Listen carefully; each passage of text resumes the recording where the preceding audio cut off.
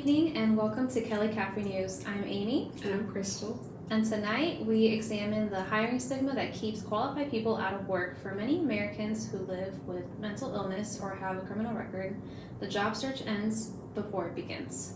You're right, Amy. Studies show that stigma remains one of the biggest barriers to employment for these groups. Even when someone has the right qualifications, the label of mental illness or a criminal record often overshadows their abilities. Researchers from Texas Tech University decided to examine how this bias affects hiring. Their study, led by Dr. Ashley Battistini and her colleagues, looked at how employers evaluate job applicants who have either a mental illness, a criminal record, both, or neither. The first study included more than 250 participants who currently work or have worked in hiring roles. Each participant read a short description of a job applicant. The descriptions were all identical except for one detail: whether the applicant had a history of mental illness, a criminal record, both, or none at all. Every applicant was described as fully qualified for their job. Half of the participants received a brief training before reviewing the applicant.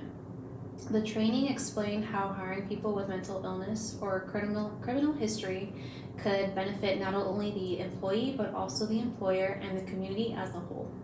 The results were clear. Applicants who had both a mental illness and a criminal record were rated the least acceptable and least likely to be hired. Those with only one of those labels were still viewed less favorably than applicants with no history at all. Even after the training, most employers' opinions stayed the same. The educational section helped a little, but it rarely changed their final hiring decision. The researchers found that stigma often outweighed skill. Employers were more influenced by the label than the person's actual qualifications. Dr. Bassini and her team concluded that short educational sessions aren't enough to change attitudes. They suggested that meaningful contact, longer training, and changes in workplace culture are needed to create lasting change. For the second study, the findings connect to earlier research that looked specifically at employers' views of applicants with mental illness.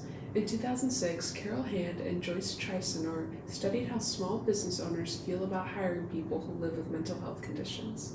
Their work helps us understand where these attitudes come from and what can be done to improve them. Hand and Triesner surveyed 58 small business owners. They asked each employer to rate how likely they would hire someone who disclosed a mental health condition, and to explain what concerns they might have about the applicant. Many employers said that they worried about emotional control, the ability to manage conflict, and overall reliability. Some feared that mental illness might interfere with work performance. However, employers who had positive or personal experiences with people who have mental illness were much more open to hiring them. The researchers concluded that familiarity makes a real difference.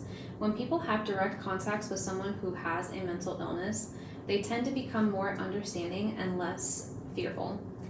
Hand and Triesner suggested that education, awareness, and supportive workplace programs can reduce stigma and help more people find fair employment opportunities. Together, these studies reveal a consistent message. People with mental illness or criminal justice involvement are often judged unfairly, but awareness and personal experience can change that. When employers take time to understand the person behind the label and see successful examples, opportunities grow for everyone. This is able to shift their attitudes from misjudgment into confidence in hiring these individuals. To learn more about how these issues affect our community, our field reporters Alex and Yasmin spoke with different people in different areas to hear their opinion on hiring those who have faced these challenges. Let's go to Alex and Yasmin for more. Thank you, Amy and Crystal. Today we are here at Indian River State College campus where we ask students and staff on their opinions on people who have experienced mental illness or who have been a part of the criminal justice system. Hi, I'm Alex and I'm here with Ruben today, and the first question that I'm going to ask him today is what makes it difficult for people with mental illness to find work? I think people with mental illness struggle to go on with their daily lives, so they feel like just getting up out the house, brushing their teeth, cleaning their room. I I feel like their environment speaks much to what's going on internally. So if they're struggling internally, that's probably going to show on the outside, and that might affect their daily life. So if you can't clean up your room, you can't get your stuff together, you're not really presentable, you can't show your stuff to workplaces where there's a set expectation. And another question I'm going to ask you is, should employers give people with a criminal record another chance? Why or why not? I think that each situation is different. However, people that typically go through incarceration are looking for rehabilitation. They're looking to do better for themselves afterwards. So I feel like if that person's looking to make a difference and change and they're going to break that pattern, then yeah, for sure. I think a lot of people deserve the opportunity to make that change for themselves. I agree.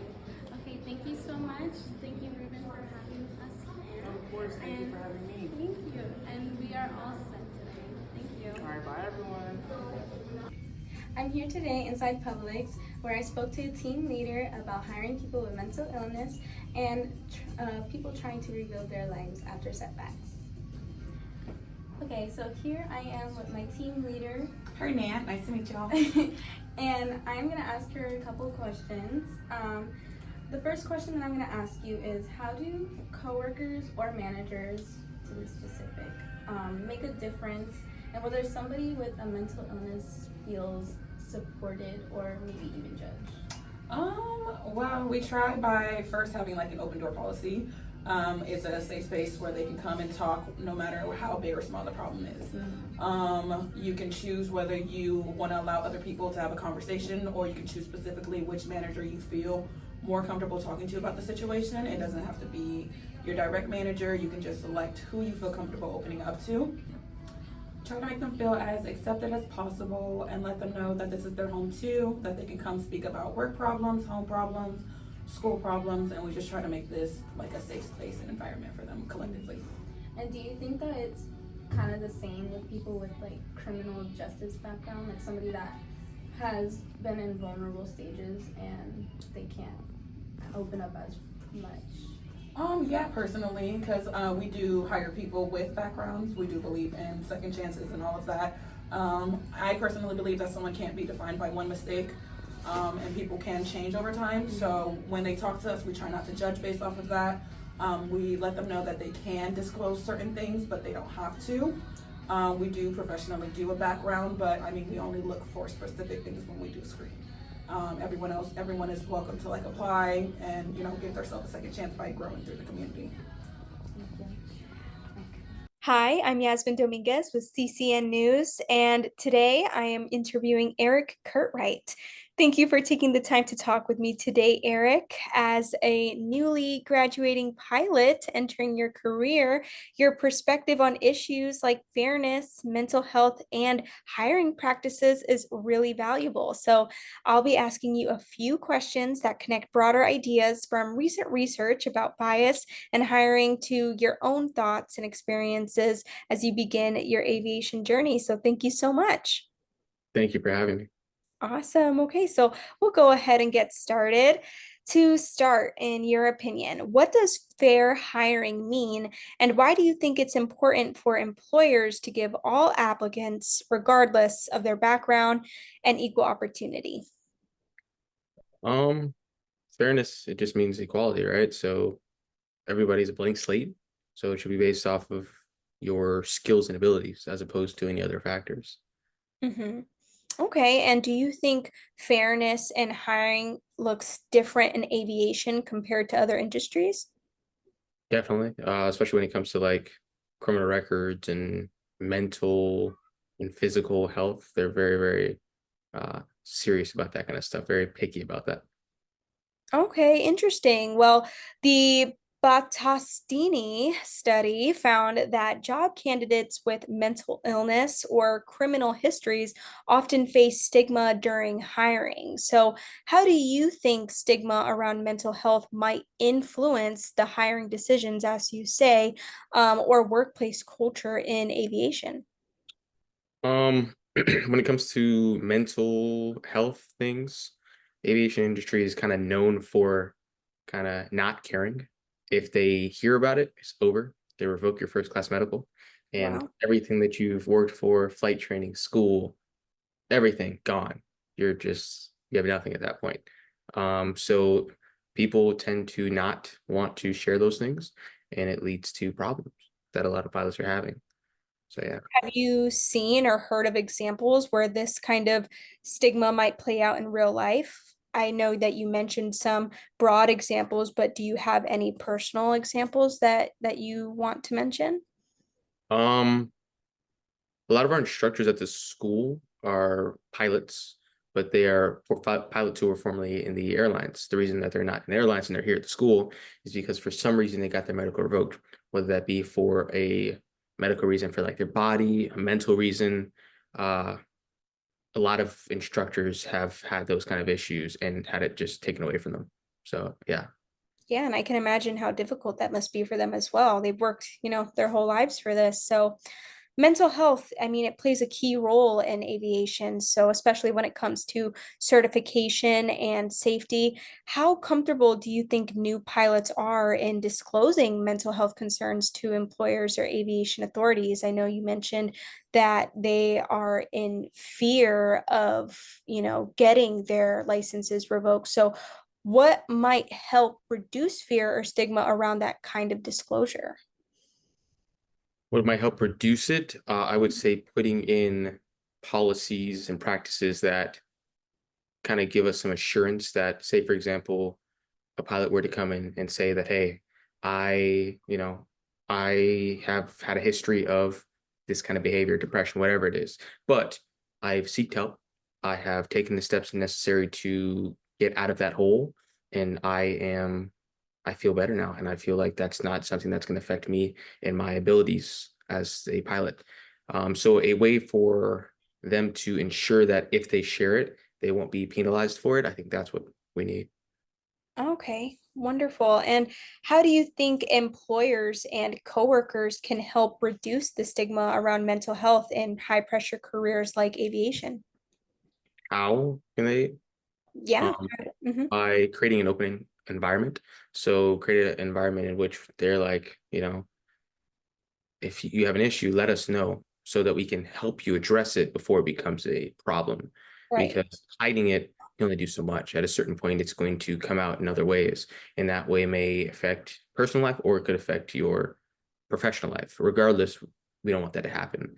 So I would say creating the ability for people to open up about what's going on so they can seek help and still keep their job after they right whatever wrong there is. Okay, yeah, I love that. It's wonderful to have, open workplace where we can openly communicate. So the study also noted that applicants with criminal backgrounds are often judged more harshly, even when they have the same qualifications. So what's your perspective on offering second chances to individuals with past justice involvement in aviation or even other professions? I believe there's a boundary to everything. There are gray areas, but there's also black and white. So I Mhm. think when it comes down to that, everybody deserves a second chance to an extent. So depending on how severe your criminal charge is, would obviously depend on if, you should be able to receive an opportunity like this. Of course, that's understandable. Do you think trust can be rebuilt through transparency and accountability? Absolutely. Yeah, okay, that's awesome. So I know that everyone makes mistakes and some people have experiences that shape them in different ways. How do you feel about giving people second chances in the workplace then? And, that kind of goes with my previous question. Oh, I feel like it's a good thing. I mean, I'm a part of interviewing where I work. Mhm. And we have people who don't pass the interview the first time, have failures on some of their check rides. Nobody's perfect. Everybody can fall short at times. Whether that be criminal record, I haven't really had one of those. Um, at school in my environment, but in my interviewing environment. But Mm. again, everybody makes mistakes, but that doesn't mean that you you're not good enough, I would say. Right. Okay. Well, in the study, researchers tried a brief educational training to reduce bias, but it had minimal impact. So, in your view, what kinds of training or experiences might actually help employers or coworkers reduce bias against people with mental illness or criminal histories? Watching a video is not going to do anything. Mhm. I would say that the best way to implement a kind of open environment would be to build it into like everyday life as opposed to making it one video one day. Maybe that's what your company should be promoting. It's what you guys should be talking about in meetings. Mhm. Just ingrain it in the company culture is what I would say. Right. So more hands-on experience or personal interaction rather than effective or rather than classroom style training. Right. So thank you so much for sharing your thoughts. Your insights really highlight how fairness, understanding, and mental health awareness are essential in aviation and in any profession.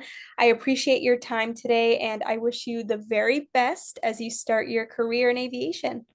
Thank you so much. Of course. This is Yasmin with CCN. Back to you.